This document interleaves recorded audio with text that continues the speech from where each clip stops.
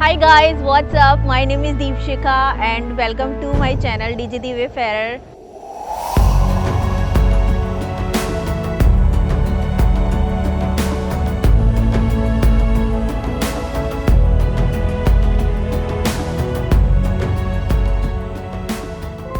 आज मैं बात करने वाली हूँ केदारकंठा ट्रैक के बारे में। Kedarkantha is one of the most popular track for winters, but through out the year you can attempt this track except monsoon season. Also this is best suitable track for beginners. अगर आप beginner हैं और अभी track करना चाह रहे हैं हिमालयाज में, you can opt for this track. Winter के लिए इसे बेस्ट ट्रैक माना जाता है. So all the points which I'll be talking about, like how to reach and itinerary, budget and best time to visit and what to pack. को इन सब के बारे में मैं आपको इस वीडियो में बताऊंगी. So be with me end video को एंड तक ज़रूर देखना. Now let's jump into the video. So सबसे पहले हम बात करते हैं कि how to reach Kedarkantha. So Kedarkantha जाने के लिए आपको सबसे पहले देहरादून आना होगा. देहरादून तक आने के लिए आप कहीं से भी बस, फ्लाइट या ट्रेन ले सकते हो. सो देहरादून से 8-9 घंटे की ड्राइव करके आपको पहुंचना होगा संकरी. और संकरी is a base camp for this track. तो संकरी से ट्रैक स्टार्ट होता है. देहरादून से संकरी पहुंचने के लिए काफ़ी ऑप्शंस होते हैं. आप चाहो तो यहाँ तक के लिए प्राइवेट कैब बुक कर सकते हो if you are travelling in a group, या फिर आप देहरादून से शेयर्ड कैब से जा सकते हो, या फिर आप देहरादून पर्वतीय बस स्टेशन से संकरी के लिए बस भी ले सकते हो, which is the most affordable option.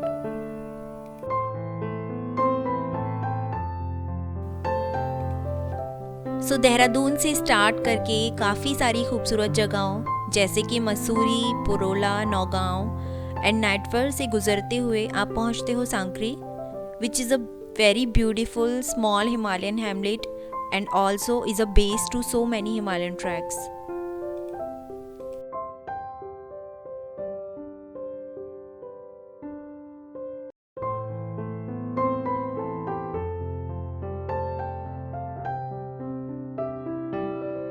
Now come to the second point which is itinerary. Total आप इस ट्रैक को कितने दिन में कर सकते हो?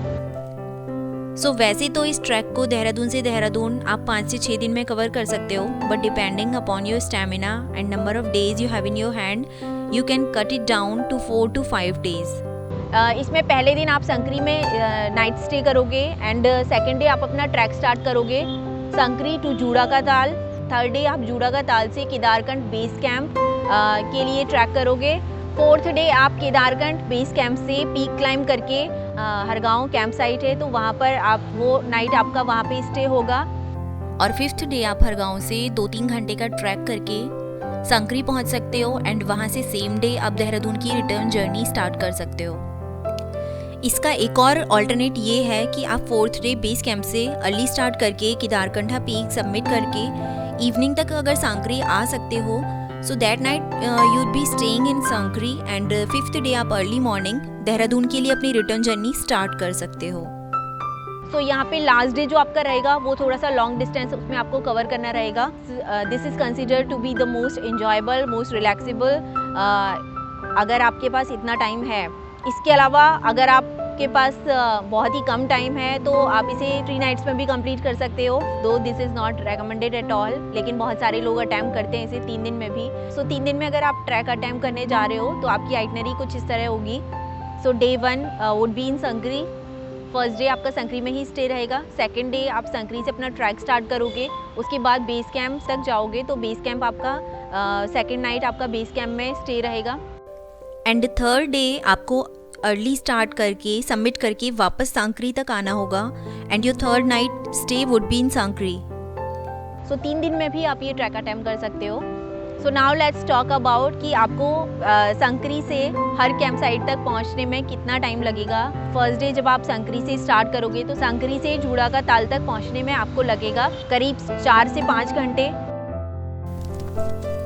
So this would be your first day of the track and at the beginning you start your walk at a steep trail, but steep ascent बहुत ज़्यादा नहीं है and थोड़ा आगे जाने के बाद ही it would become a gradual ascent and you cannot really stop yourself from admiring the views, your surroundings, the nature. and then you would be passing through snowy meadows, dense forest, and eventually you reach at Juda Ka Talab. Juda Ka Talab is a small, beautiful, high altitude lake at an altitude of 9,000 feet, and it is surrounded by dense forest. And this lake remains frozen in winters, so you are completely free to walk or dance over it. उसके बाद जूड़ा का ताल से base camp तक पहुंचने में आपको 2 से 3 घंटे लग सकता है। इस दिन के लिए डिस्टेंस बहुत ज़्यादा नहीं है, उसे आप सेम डे भी कवर कर सकते हो, but this is not advisable, क्योंकि अगर आप सेम डे सांकरी से स्टार्ट करके बेस कैंप तक जाते हो तो आप काफ़ी ज़्यादा ऑल्टीट्यूड गेन कर लेते हो। सो आपको AMS का प्रॉब्लम भी हो सकता है, क्योंकि बहुत सारे लोगों को हो जाता है। So for your information, AMS is acute mountain sickness and it is the effect on body caused of being in high altitude. क्योंकि हाई ऑल्टीट्यूड्स में ऑक्सीजन का लेवल काफ़ी लो हो जाता है and air pressure is also low, so mostly people tends to get affected from it when they travel or hike to high altitude places which are more than 8 to 9,000 feet. If you have symptoms like headache, nausea, breathlessness or inability to exercise, so that can be symptoms of AMS. So the best way to prevent AMS is to ascend gradually. So आप कहीं पे भी high altitude में hike कर रहे हो, so आपको ध्यान रखना चाहिए कि आप एक दिन में बहुत ज़्यादा ऑल्टीट्यूड गेन नहीं कर रहे हो, so that कि your body can prevent from AMS. So first night you should stay at जूड़ा का ताल. केदारखंड बेस कैंप की जो ऑल्टीट्यूड है that is 11,200 feet. So next day hike begins from Juda Ka Tal to Kedarkantha base camp, and this hike isn't very long but quite steep क्योंकि 9,000 feet से आपको आज 11,200 feet तक पहुंचना है. So after about 2 or 2.5 hours of steep hiking on a trail under oak trees, and sometime you passes through the meadows where you will spot shepherd huts also, you start noticing that your surroundings has been changed, and now you reach to an open ground and found yourself awestruck by your surroundings. You can see some of the major peaks from here, and suddenly you realize that you have already got to the base camp.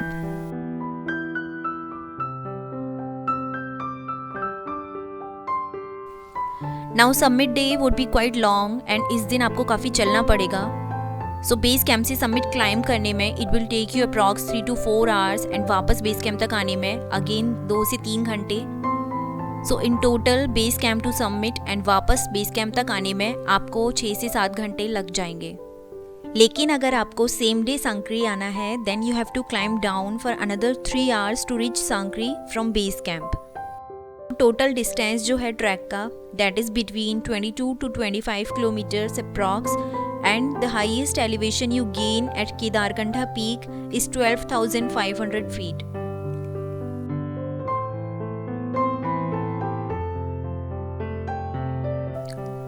Also guys, if you don't want to miss the magical sunrise over the mountains from the summit, तो आपको अपना track सुबह के 3 बजे तक start कर देना होगा, सो दैट कि आप सनराइज़ के टाइम तक समिट तक पहुंच जाओ. सो यहाँ पर मैं पर्सनली आपको एक टिप देना चाहती हूँ. अगर आप इस ट्रैक को लेजरली अटैम्प्ट कर रहे हैं, अगर आपके पास 4 to 5 days हैं, सो आप असेंड करते हुए जूड़ा का ताल कैंप साइट पे रुक सकते हो, एंड वापस डिसेंड करते हुए आप हरगांव कैंप साइट पे रुक सकते हो. दोनों कैंप साइट जो हैं वो सेम ऑलमोस्ट सेम ऑल्टीट्यूड पे हैं, लेकिन दोनों से जो व्यूज़ हैं वो एकदम डिफरेंट हैं. सो हरगांव कैंप साइट जो है, और वहाँ से आप पूरे स्नोक्लैड माउंटेन्स देख सकते हो, और जो देखने में बहुत ज़्यादा खूबसूरत लगता है. एंड इस तरह से अगर आप असेंड करते हुए जूड़ा का ताल पे स्टे करते हो और वापसी में अगर आप हरगांव कैंप साइट स्टे करते हो, तो आपको डिफरेंट व्यूज़ का एक्सपीरियंस भी हो जाएगा. और हरगांव कैंप साइट से सनसेट इज़ माइंड ब्लोइंग, बहुत ही खूबसूरत नज़ारा होता है. अगर आप सनसेट के टाइम पर हरगांव कैंप साइट में हो तो आप बहुत ही ब्यूटीफुल सनसेट को कैप्चर कर सकते हो. Now let's talk about the budget for this trek. So इस ट्रैक की अगर मैं बजट की बात करूँ, सो ये ट्रैक आप कर सकते हो अप्रॉक्स 5,000 to 6,000 पर person from Sankri to Sankri. इसके अलावा देहरादून से सांकरी पहुँचने और सांकरी से वापस देहरादून जाने में it will cost you around 1000 rupees if you opt for public conveyance, and it will cost you around 1500 to 2000 rupees अगर आप शेयर्ड कैब से जाना प्रेफर करते हो. And if you are taking private cabs तो प्राइवेट कैब का जो one side fare होगा that is approximately 5000 to 6000. So अब बात करते हैं कि Sankri to Sankri total cost. So यहाँ पर दो चीज़ें हैं. अगर आप इंडिपेंडेंटली इस ट्रैक को अटैम्प्ट कर रहे हो या फिर आप किसी ट्रैकिंग ऑर्गेनाइजेशन के थ्रू ये ट्रैक अटैम्प्ट कर रहे हो. सो अगर आप किसी ट्रैकिंग ऑर्गेनाइजेशन के थ्रू ट्रैक अटैम्प्ट करते हो तो उनके पैकेज में सारी चीज़ें इंक्लूडेड होती हैं ऑलरेडी. और अगर आप इंडिविजुअली ये ट्रैक अटैम्प्ट करते हो तो यहाँ पे आपकी सेविंग्स थोड़ी सी ज़्यादा हो जाएंगी एंड आपका बजट जो है वो थोड़ा सा कम रहेगा. इसके अलावा जो नेक्स्ट पॉइंट है that is best time to visit. Though you can attempt this track in summers also, but it is best known for winter. Best time to do this track from December to February. So ये वो time है जब आप काफ़ी ज़्यादा snow होता है यहाँ पर और आप स्नो को बहुत इंजॉय कर सकते हो. So the last point we'll talk about is what to pack for this track. So अगर आप विंटर में ही ट्रैक अटैम्प्ट करने जा रहे हो, विंटर का जो टाइम है वो बहुत चैलेंजिंग हो सकता है फॉर मोस्टली पीपल, क्योंकि नाइट टेम्परेचर्स जो हैं वो -15 डिग्री तक टेम्परेचर डिप कर जाता है. You need to pack heavy woollens as per your requirement. उसके लिए आपको 4 to 5 layers on top and 3 layers in bottom. That is mandatory क्योंकि टेम्परेचर बहुत ज़्यादा डिप कर जाता है. And layering is very very important. So सबसे पहले आपको चाहिए होगा बेस लेयर, उसके बाद फ्लीस लेयर और उसके बाद down jacket and on top of that your main jacket और windproof jacket. And the same for bottom, you need to carry a base layer then a fleece layer and then a heavy woollen pants. इसके अलावा जो आपको चाहिए होगा वो gloves, woollen caps, sunglasses, sunscreen और heavy woollen socks 3-4 pair आपको carry करने होंगे. सॉक्स भी लेयर्स में चाहिए होंगे. ठीक है. एट लास्ट अगर आप कहीं भी माउंटेन्स में ट्रैवल कर रहे हो या ट्रैक पे जा रहे हो सो अपने साथ जो भी प्लास्टिक लेकर जा रहे हो उसे अपने साथ ही वापस लेकर आओ. माउंटेन्स को गंदा नहीं करना है आपको. So this was all from my side for your Kedarkantha winter trek. So keep travelling and keep trekking. And if you think कि मैंने कोई पॉइंट मिस कर दिया है या आपकी कोई क्वेरी है इस ट्रैक को लेकर, so you can write down below in the comment section. And I hope कि ये वीडियो आपके लिए इन्फॉर्मेटिव होगी. एंड वीडियो पसंद आई हो तो please like, share and subscribe my channel if you find this video useful and informative. See you in the next video. Thank you so much. Take care. Bye bye.